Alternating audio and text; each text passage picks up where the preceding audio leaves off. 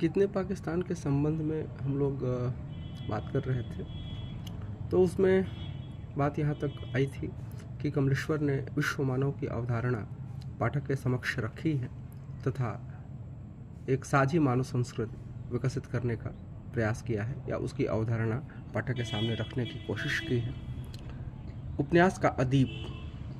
एक पात्र है। उपन्यास का अदीब विश्व मानव नहीं तो और क्या है। जब इतिहास का मिथकीकरण किया जाता है और ये पश्चिम का एक बहुत सफल षड्यंत्र है कि वो जो भी पुराना इतिहास होता है, जो उनकी बाइब्लिकल दृष्टि होती है, उसके दायरे में वो उसको समेट नहीं पाते हैं, तो फिर उसे वो मिथोलॉजी बोल देते हैं। तो जब इतिहास का मिथकीकरण किया जाता है तो इसके दुरुपयोग की संभावनाएं बढ़ जाती हैं और इतिहास न होकर कुछ खास लोगों के खेल का उपकरण मात्र रह जाता है। दूसरी बात यह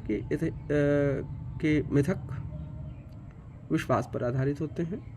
और इनमें सामान्य जनता की आस्था होती है।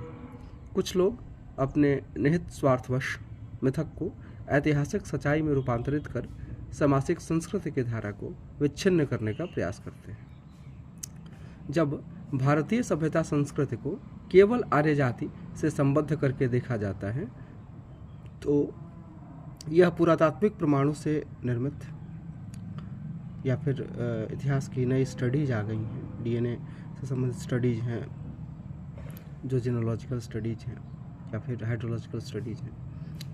तो उन सारे प्रमाणों से निर्मित इतिहास को नकारने की कोशिश के साथ साथ भेदभाव की राजनीति की मांग भी है।